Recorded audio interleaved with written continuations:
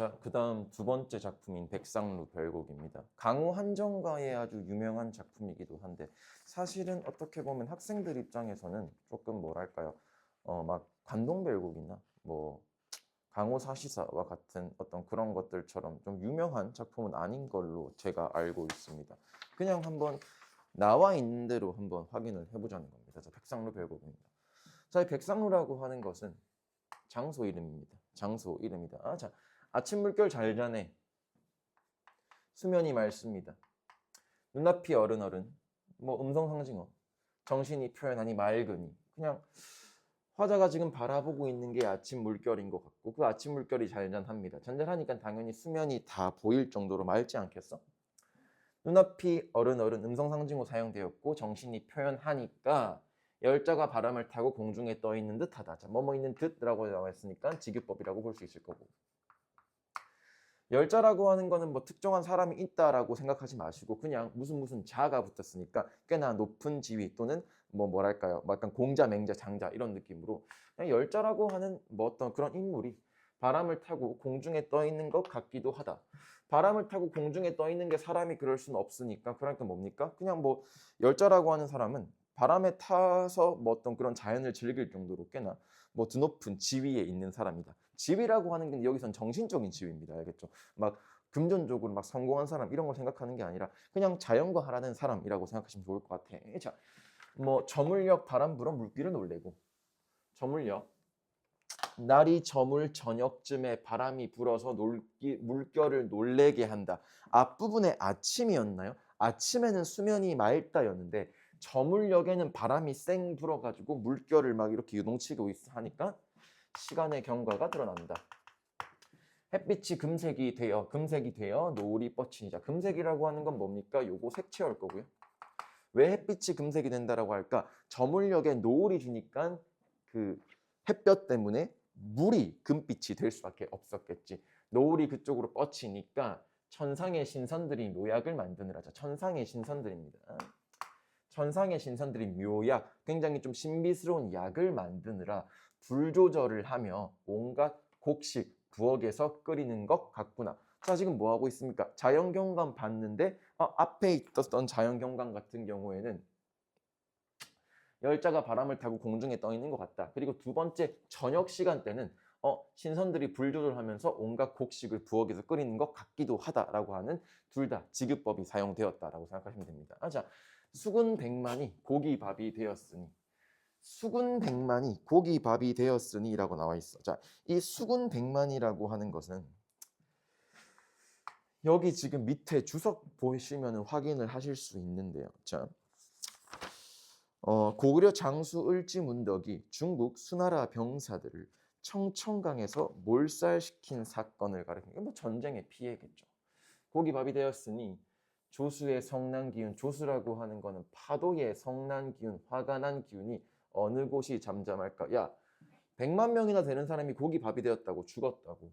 근데 그런 상황에서 어느 파도가 어디서 잠잠할까? 잠잠할 필요가 있다 없다? 없다죠. 그러니까 이거 뭡니까?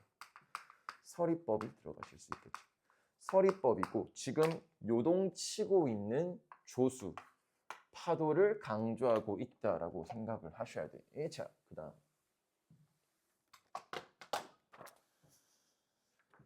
강가의 일곱 불상은 아느냐 모르느냐. 사람은 죽어도 산수는 그대로니 슬픔이 그지 없다. 잘 봐.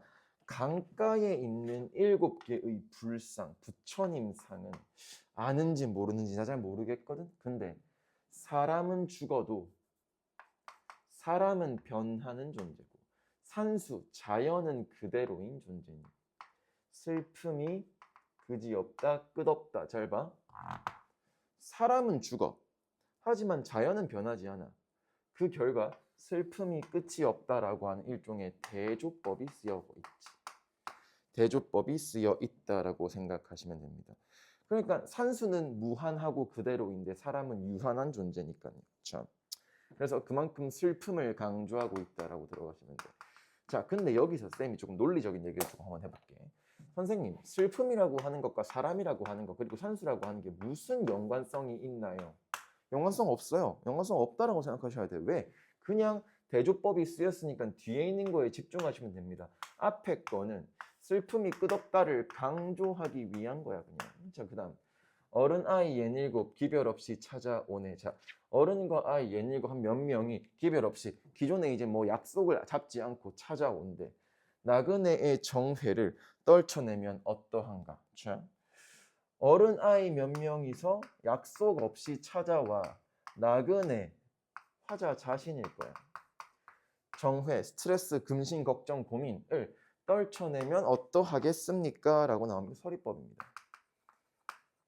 근데 과연 서리법을 쓰였다면 강조하는 바가 있겠지. 뭘 강조하는 건데요?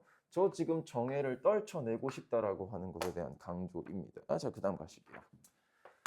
한때의 태평성세를 대강만 대충 물었는데 지난 일 아득하여 자취만 남았대. 야, 봐봐. 이렇게 의역하실게요. 화자는 그냥 물어본 거야. 뭐? 한때 태평성대가 어땠습니까? 그때는 좋은 시절이었습니까? 물었어. 근데 얘기를 해주고 싶은데 지난 일이 아득하여 너무 오랜 시간이 지난 거야. 그래서 자취, 흔적 정도만 남아있도다. 그러니까 나도 정확히 태평성대에 대해서 얘기할 수가 없다라고 생각하시면 되겠죠. 자, 그 다음 나중에 태어나 술잔을 기울인다라고 하는 건 술 마시니까 바람결에 술잔을 마시니까 못다 푼 시름이 갈수록 새롭도다. 야, 나 계속 정회, 시름 남아 있었는데 그걸 내가 다 못 풀었대. 못 풀었는데 어떻습니까? 갈수록 새롭다라고 그냥 표현하고 있다는 겁니다. 그러니까 약간 이 정회라고 하는 거 또는 시름이라고 하는 거 부정적인데 새롭다라고 표현을 하고 있으니까 지금 뭐라고 얘기하는 겁니까? 그냥 그 어떤 뭐랄까요 현세에 대한 지금 현재의 사회 어떤 모습에 대한 혼란스러움과 걱정스러움이 계속 이어지고 있다 정도로만 확인하시면 됩니다. 자, 그 다음 가볼게요. 정사가 안정되어 좋은 제도 시행하니. 자, 정사, 정치적인 문제가 안정이 되어서 좋은 제도, 좋은 정치가 시행이 되니 백성들이 편안해요. 뭐랑 연결될 수 있을까? 앞에 나온 태, 평, 성, 세를 하여서 난리, 뭐 아까 정회, 근심을 잊었도다라고 표현을 하고 있습니다. 그 다음에 임금이 환궁하여 중흥을 여시니. 임금이 기분 좋아가지고 흥을 여시니 뭐 잔치를 여시니 가득 찬 티끌을 내일이면 다 쓸겠도다. 얘들아 여기서 조금 말씀드릴게요. 자, 티끌이라고 하는 건 뭔지야?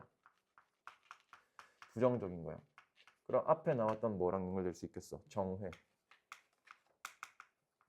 고민, 근심 그런 것들을 내일이면 다 쓸겠다라고 생각하시면 됩니다. 아시겠죠? 그러니까 태평성세가 왔어. 그러니까 이제 근심, 걱정, 고민, 스트레스를 다 쓸 수 있겠다라고 얘기를 하고 있는 거고요.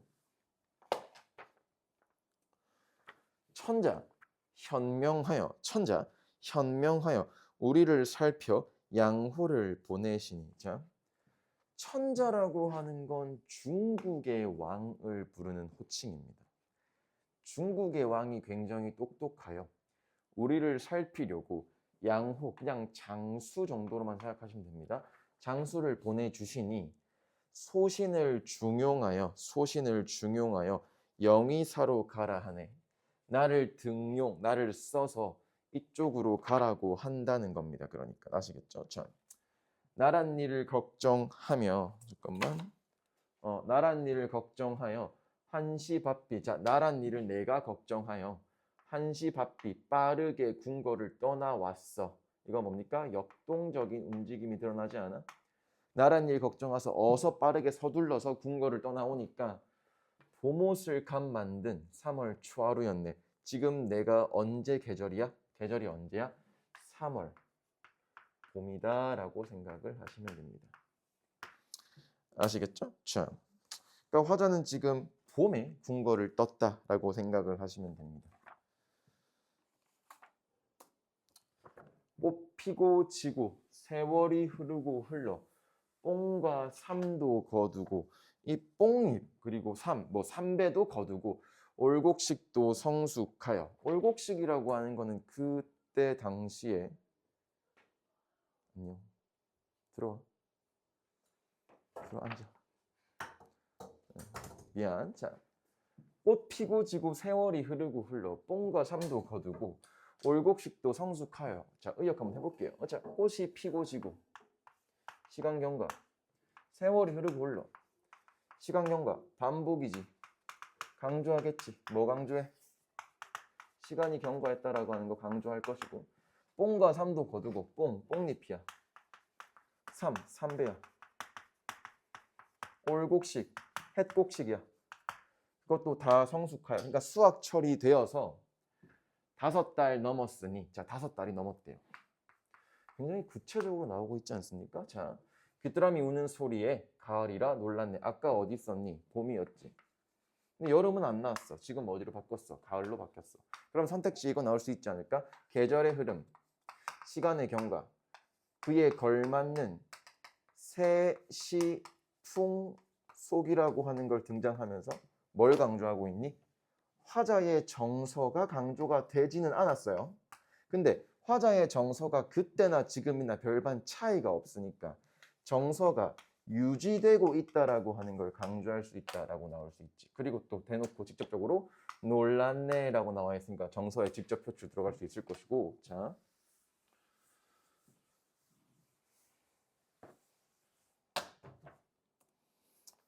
뭐 행장을 만져보고, 행장이라고 하는 거는 그때 당시에 약간 짐이라고 생각하시면 돼요. 짐을 만져보고 돌아갈 날을 내가 헤아리니 생각을 한번 쭉쭉쭉 해보니까 화자 뭐 그리워하고 있겠어? 그러면 당연히 고향 그리워하고 있지 않겠어? 고향을 그리워하니 몇 달 어느 날에 채찍을 재촉하여 갈까? 새벽에 꿈이 많으니 갈 길 멀까 하노라. 잘 봐. 채찍이라고 하는 거는 진짜 내가 맞는다는 게 아니라 우리가 보통 물론 우리는 채찍을 쓸 일이 없죠. 그 말한테 달리기 위해서 채찍을 사용하지 않냐. 몇 달 어느 날에 채찍을 재촉하여 빨리 말을 때려서 갈까? 새벽에 꿈이 많대. 꿈이 많다라고 하는 건 하고 싶은 게 많다가 생각하시는 게 아니라 생각이 많아졌다라고 들어가시면 돼요. 생각이 많아지니. 그리고 얘를 보통 또 다른 작품에서 어떻게 나오냐면 해음이라고도 나올 수 있다는 거. 자, 많으니 갈 길이 굉장히 멀까 하다. 그럼 뭡니까? 아직까지는 고향에 돌아갈 일이 근접하지 않았다라고 생각하시면 됩니다. 자, 그 다음.